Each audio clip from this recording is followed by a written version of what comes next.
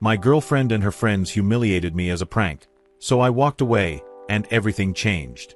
I never thought I'd be writing this story, but here I am, 3 months later, still processing what happened at Lake Tahoe.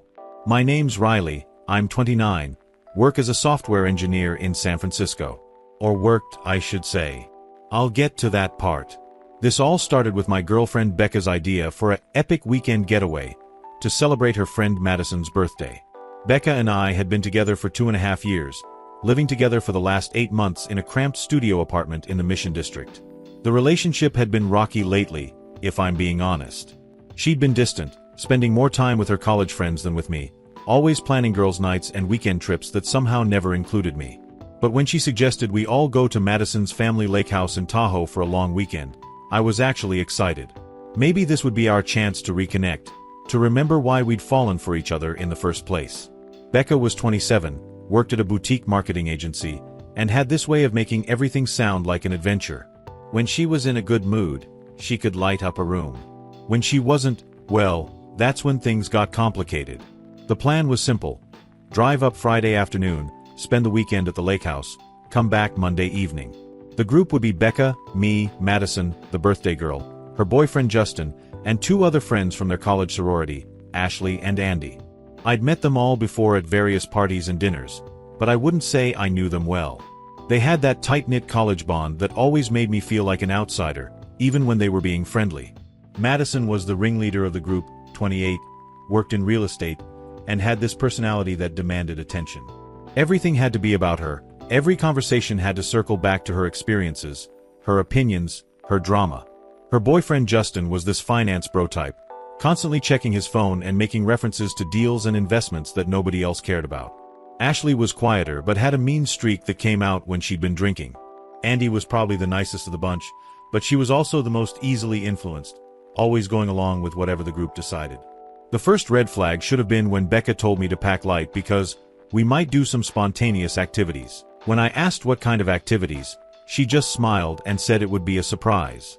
I should have trusted my instincts then, but I was trying to be the supportive boyfriend, the guy who could go with the flow. We drove up in 2 cars. Becca rode with Madison and Ashley, while I got stuck with Justin and Andy. The drive was awkward as hell. Justin spent most of it on work calls, speaking loudly about quarterly projections and market analyses. Andy tried to make conversation, asking about my work, my hobbies, but it felt forced, like she was being polite out of obligation rather than genuine interest. About an hour into the drive, Justin hung up from a call and looked at me through the rearview mirror. "So Riley, Becca says you're pretty uptight about surprises." "What do you mean?" I asked. "Just that you like to have everything planned out, control freak type stuff." I laughed it off, but something about his tone bothered me. I wouldn't say I'm a control freak. I just like to know what I'm getting into. Andy jumped in. "Oh, you'll love this weekend then. The girls have been planning something special." "What kind of special?" Justin and Andy exchanged a look. "You'll see," Justin said with a grin that I didn't like. The lake house was beautiful. I'll give them that. 3 stories, floor-to-ceiling windows overlooking the water, a private dock, hot tub on the deck. Madison's family had serious money, and it showed. We arrived around 6 p.m., just as the sun was starting to set over the mountains. Everyone was in high spirits, unpacking bags, opening wine, planning dinner. Becca seemed happy, more relaxed than she'd been in months. She kept grabbing my hand, pulling me around the house to show me different rooms, talking about all the fun we were going to have. For a moment, I thought maybe this trip was exactly what we needed. We made dinner together, this elaborate spread of grilled fish and vegetables. Madison insisted on taking about 50 photos of every dish, every moment, posting constantly to her Instagram story. The wine flowed freely, and everyone was laughing, sharing college memories I wasn't part of but felt included in somehow. After dinner, we moved out to the deck. The lake was perfectly still, reflecting the stars, and I found myself actually relaxing for the first time in weeks. Becca was curled up next to me on the outdoor couch, her head on my shoulder, and I thought maybe I'd been wrong about the distance between us. That's when Madison cleared her throat and stood up. "Okay everyone, it's time for the birthday surprise." I looked around. Everyone was grinning except me. Becca sat up, and I noticed she wasn't meeting my eyes. "Riley," Madison said, her voice taking on this theatrical quality. "You've been chosen for a special honor." "What kind of honor?" Ashley pulled out her phone and started recording. "We're going to help you overcome your need to control everything." My stomach dropped. "What are you talking about?" Andy handed Madison a piece of paper. Madison cleared her throat dramatically and began reading. "Riley Thompson, you have been selected to participate in the Lake Tahoe Independence Challenge. Starting now, you will spend the next 48 hours navigating this weekend completely on your own, without any help, guidance, or communication from your girlfriend or her friends." I looked at Becca. She was smiling, but it wasn't her usual warm smile. It was something else, something that made my chest tighten. "This is a joke, right?" I said. "Not a joke," Madison continued reading. "Think of it as a character-building exercise. You're always so dependent on Becca for social situations, always needing her to translate what we're talking about or explain inside jokes. We thought this would be good for you." Ashley was still recording, zooming in on my face. "This is going to be hilarious content. The rules are simple," Madison said. "No talking to Becca. No asking for help with anything. You figure out your own meals, your own entertainment, your own transportation. If you can make it the whole weekend without breaking, you win. And if I don't play along?" Justin spoke up from across the deck. "Then you prove that you're exactly as pathetic as we thought." The word hit me like a physical blow. I looked around the group. Ashley was still filming. Andy was giggling behind her wine glass. Madison looked smug, pleased with herself for orchestrating this moment. And Becca was looking at her hands. "Babe," I said to her, ignoring the rules they just laid out. "You're okay with this?" She finally looked up at me, and I saw something in her expression that I'd never seen before. Not quite cruelty, but close. "Riley, you need to learn to be more independent. You rely on me for everything social. This will be good for you." "I rely on you?" "Becca, I have my own job, my own friends, my own life. Just because I don't fit in with your sorority sister clique doesn't mean I'm dependent." "See?" Madison jumped in. Already getting defensive. Already looking to Becca to save you from an uncomfortable situation. Ashley waved her phone at me. "This is going to go viral. The boyfriend who can't handle being on his own for 2 days." Something snapped inside me. Not anger, exactly. More like clarity. I stood up from the couch and looked around at these people who were supposed to be my girlfriend's friends, who I'd been trying to impress and connect with for over 2 years. "You know what?" I said. "Fine. I'll play your game." Becca looked surprised. I think they all expected me to argue more, to plead with her to call it off. "Great." Madison clapped her hands. "Challenge officially begins now. Remember, no help from anyone here." I walked back into the house and went upstairs to the room where Becca and I had put our bags. I could hear them talking excitedly on the deck, planning what they were going to do tomorrow while I was presumably struggling to take care of myself like some helpless child. I sat on the bed and really looked at the situation. These people thought I was pathetic. They thought I was so dependent on Becca that I couldn't function without her for a weekend. They were so convinced of this that they'd planned this elaborate humiliation and were filming it for social media. But the thing that hurt most wasn't their opinion of me. It was that Becca agreed with them. My girlfriend of 2.5 years thought I was pathetic enough that this challenge would be good for me. I pulled out my phone and did something I probably should have done months ago. I really looked at our relationship from the outside.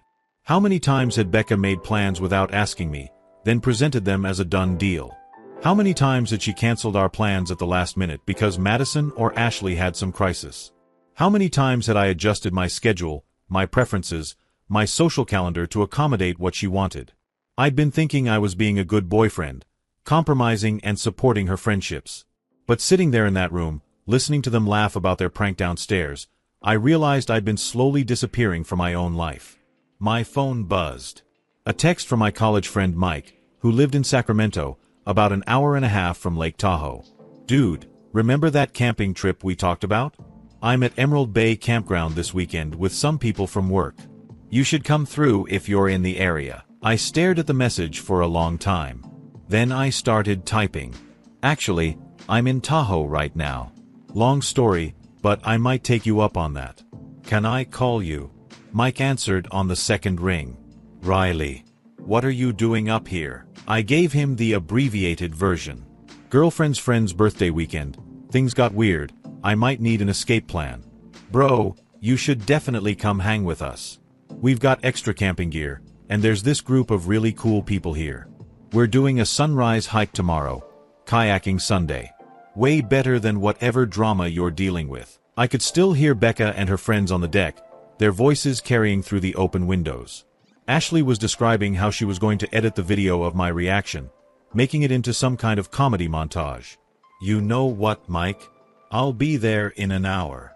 I started packing my bag, but then I stopped. If I was really going to do this, I wanted to do it right. I opened my laptop and started writing. Becca, by the time you read this, I'll be gone. Not because I can't handle your friend's little challenge, but because I finally understand what this weekend was really about. You all think I'm pathetic and dependent, but the truth is, I've been enabling your disrespect for months. I've been so focused on trying to fit into your world that I forgot I have my own life to live. Don't worry about me figuring out transportation or meals or entertainment. Turns out I'm perfectly capable of taking care of myself. I hope you all have a great rest of your weekend. We'll talk when I get back to the city. I left the note on the pillow and grabbed my bag. The house had gone quiet, which meant they'd probably moved inside or gone to bed. I crept downstairs and out the front door, threw my bag in my car, and drove away. The drive to Emerald Bay was beautiful, even in the dark. Mountain roads winding through pine forests, the occasional glimpse of the lake shimmering under the moonlight. For the first time in months, I felt like I could breathe. Mike's campsite was easy to find.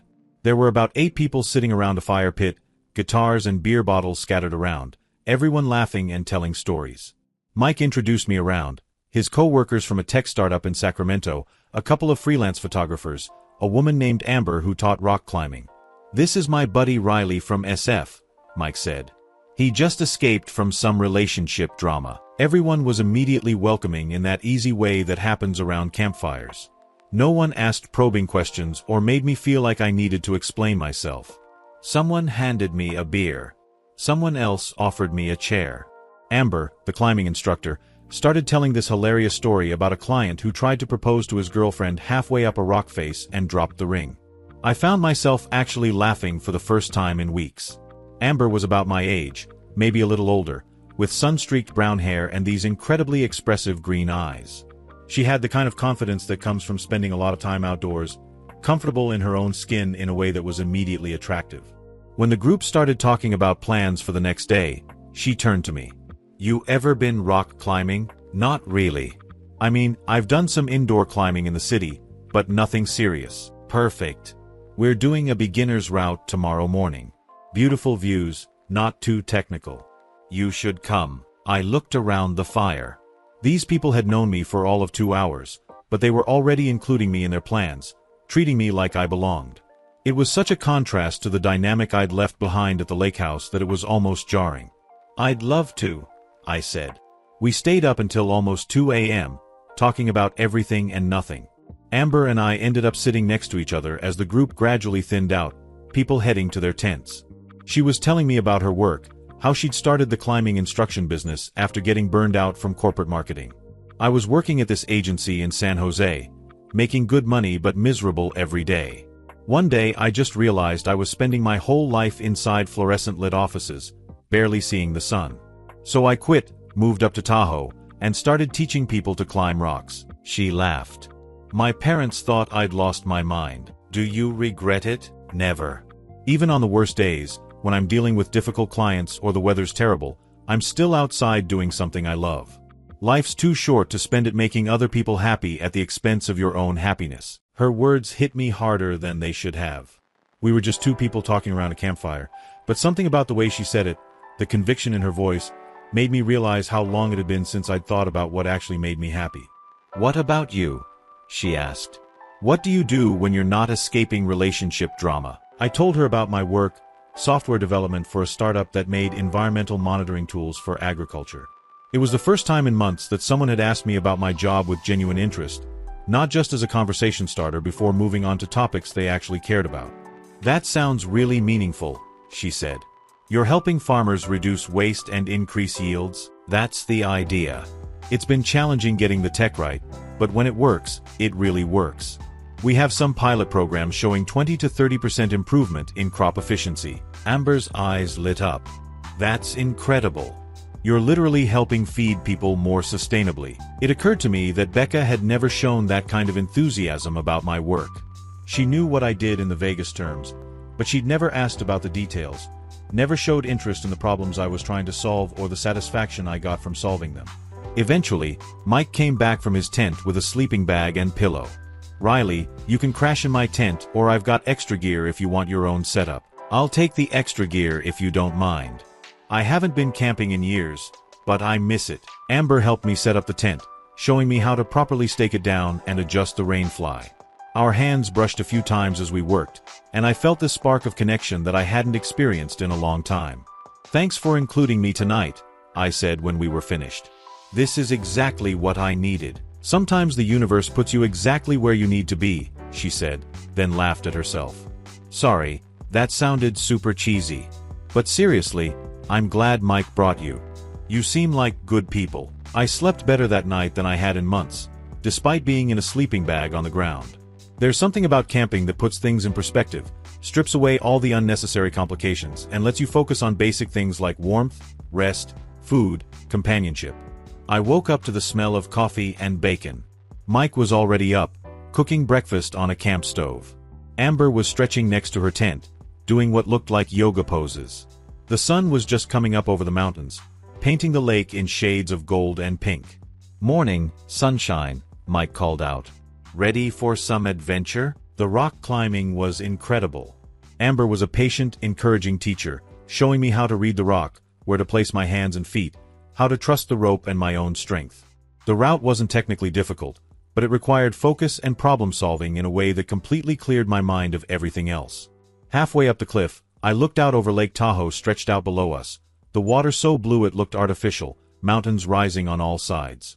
Amber was belaying me, calling out encouragement and guidance, and I realized I was having more genuine fun than I'd had in months. How are you feeling? She called up. Amazing, I called back, and meant it. When I reached the top, Amber climbed up to join me. We sat on the rocky ledge, sharing water and energy bars, looking out over the landscape. You're a natural, she said. Most people are terrified their first time on Betrayal Rock. I trust you, I said, then immediately felt awkward about how that sounded. But Amber smiled. That means a lot. Trust is everything in climbing. You can't do it if you're worried about whether your partner has your back. We spent the rest of the day with the group, kayaking on the lake, hiking to a waterfall, sitting around the campfire again that night. I felt more like myself than I had in years. These people accepted me immediately, included me naturally, treated me like I had something to contribute to their conversations and activities. Amber and I talked for hours that second night, sharing stories about our lives, our dreams, our failures. She told me about a relationship she'd ended the year before because her ex-boyfriend couldn't understand why she'd given up her corporate job to live in the mountains. He kept trying to convince me to move back to the city, get a real job, be more practical. He couldn't see that I was happier than I'd ever been. Sometimes people want to love the version of you that makes them comfortable, not the version that's actually authentic to who you are. Her words echoed in my head all night. Meanwhile, my phone had been buzzing periodically with messages. I'd turned off notifications, but I could see the count climbing. Finally, around midnight, I checked. 17 missed calls from Becca. About 30 text messages from her and her friends. Riley, where are you? This isn't funny anymore. Madison is really upset that you ruined her birthday weekend. You're being incredibly immature. Come back and we'll call off the stupid prank. I'm starting to get worried about you. Why won't you answer your phone? This is ridiculous. Just come back to the house. I showed the messages to Amber, who read through them with an increasingly incredulous expression. Wait, she said. Let me get this straight. They planned to humiliate you, filmed your reaction for social media, and now they're mad that you left. Pretty much. And your girlfriend participated in this? She was the one who told me I needed to learn independence. Amber stared at me for a long moment. Riley, you know this is emotional abuse, right? Like, textbook manipulation and humiliation tactics. I'd been avoiding that word, even in my own head, but hearing someone else say it out loud made something click into place. I keep telling myself it was just a prank that went too far. Pranks are supposed to be funny for everyone involved. This was deliberate humiliation designed to make you feel small and dependent. And now they're gaslighting you for having a normal reaction to being treated badly. We talked until almost dawn, and by the time I crawled into my tent, I knew the relationship with Becca was over. Not just because of the weekend, but because Amber had helped me see a pattern I'd been ignoring for months. The next morning, the group was packing up to head back to Sacramento. Amber approached me as I was rolling up my sleeping bag. "I know this might be forward," she said, "but I'd love to see you again. Not as rebound or anything, just, I really enjoyed spending time with you. Would you be interested in going on a real date sometime?" I looked at this incredible woman who'd shown me more genuine interest and kindness in 2 days than Becca had in months. "I'd love that," I said. "But I should probably sort out my current situation first." "Of course. But Riley, don't let anyone convince you that you're asking too much by wanting to be treated with basic respect." I drove back to San Francisco that Monday morning with a clear head and a plan. I'd been dreading the conversation with Becca, but now I was just ready to get it over with. She was waiting in our apartment when I got there, pacing around the living room with her phone in her hand. When I walked in, she immediately started talking. "Riley, thank God. I've been so worried. Why didn't you answer your phone? Where have you been? Madison is furious that you left. She thinks you ruined her birthday weekend. Ashley posted that video and everyone's asking what happened to you." I set down my bag and looked at her. Really looked at her, maybe for the first time in months. "I was camping with friends." "What friends? You don't have friends up there." "I do now." Something in my tone must have registered because she stopped pacing and stared at me. "Look," she said, sitting down on the couch. "I know the whole prank thing got out of hand. Madison gets carried away sometimes. But you have to admit, you did need to prove you could handle yourself without me. Becca, do you hear yourself right now?" "What do you mean?" I sat down across from her, not next to her. "You and your friends planned to humiliate me. You filmed my reaction. You made me the butt of a joke designed to prove I was pathetic and dependent. And now you're telling me it was for my own good. It wasn't meant to be mean-spirited. Then what was it meant to be?" She was quiet for a moment, and I could see her trying to figure out how to spin this in a way that made her look reasonable. "I guess. I've been feeling like you rely on me too much socially. Like you can't have fun or fit in without me translating everything for you. So instead of talking to me about it like an adult, you decided to embarrass me in front of your friends and post it online? When you put it like that, it sounds worse than it was. It sounds exactly like what it was." We went around in circles for another hour. Becca alternately apologizing and defending herself, trying to minimize what had happened while also blaming me for overreacting. It was like watching someone perform emotional gymnastics, twisting herself into increasingly complex positions to avoid taking responsibility. Finally, I'd had enough. "Becca, I'm moving out. Don't be ridiculous. You can't end a 2-year relationship over one weekend." "I'm not ending it over one weekend. I'm ending it because this weekend showed me how you really see me, and how little you respect me." "That's not true. You think I'm pathetic and dependent. Your friends think I'm pathetic and dependent. You planned an elaborate way to prove it and film it for entertainment. If that's not how you see me, then why didn't you shut it down?" She didn't have an answer for that. I packed my essential things that day and moved in with Mike temporarily while I looked for a new place. Becca tried calling and texting for about a week, going through the same cycle of apologizing and blaming that she'd done in person. When I didn't respond, her friends started reaching out. Madison sent me a long message about how I'd ruined her birthday and owed her an apology for walking out. Ashley tagged me in Instagram stories making jokes about guys who can't take a joke. Andy sent a more reasonable message saying she thought things had gone too far and she was sorry, but even she couched it in language that suggested I'd overreacted. The thing that surprised me was how little I cared about their opinions once I'd stepped outside their social circle.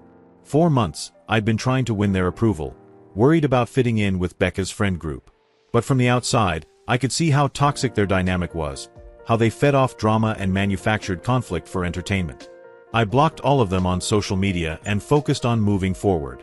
Amber and I started dating about a month later, after I'd found my own apartment and settled into my new routine.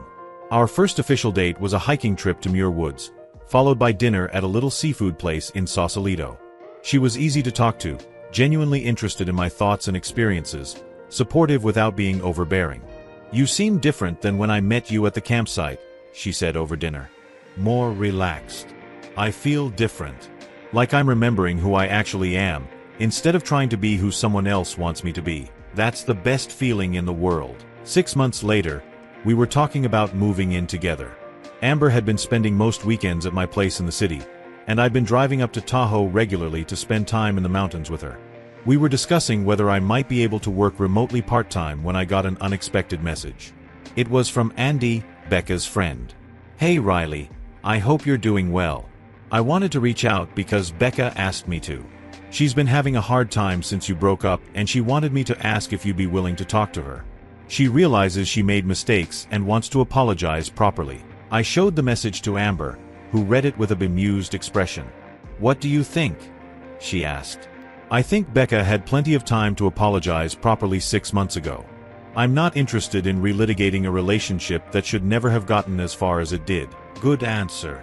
I never responded to Andy's message. A few weeks later, Mike told me he'd heard through mutual friends that Becca had started dating Justin, Madison's ex-boyfriend, which had caused a huge rift in their friend group. Apparently, Madison was furious about the betrayal, Ashley was taking sides, and Andy was trying to stay neutral. Their tight-knit sorority bond was falling apart over typical drama and betrayal. I felt sorry for them, but only distantly, the way you might feel sorry for characters in a TV show you used to watch. Amber and I moved in together after 8 months, splitting time between her place in Tahoe and my apartment in the city. I'd negotiated a remote work arrangement with my company that let me work from anywhere with good internet, so I spent most of my time in the mountains now. The change in lifestyle was incredible. Instead of sitting in traffic and breathing smog, I woke up to mountain air and pine trees. Instead of spending weekends trying to navigate Becca's social drama, I spent them hiking, climbing, kayaking, or just sitting by the lake with Amber, talking about books and dreams and plans for the future.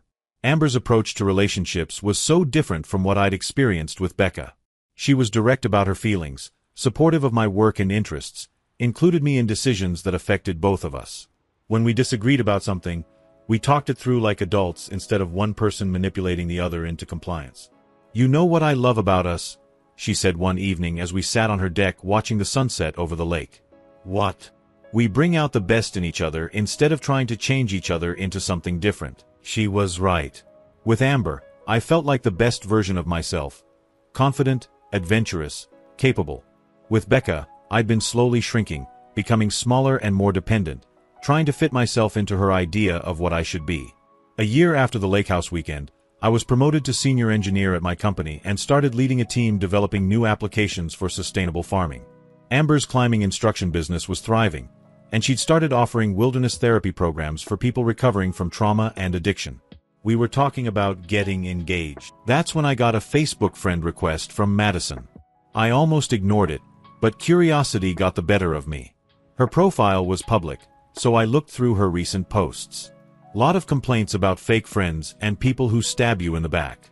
Photos from what looked like solo trips and dinners for one.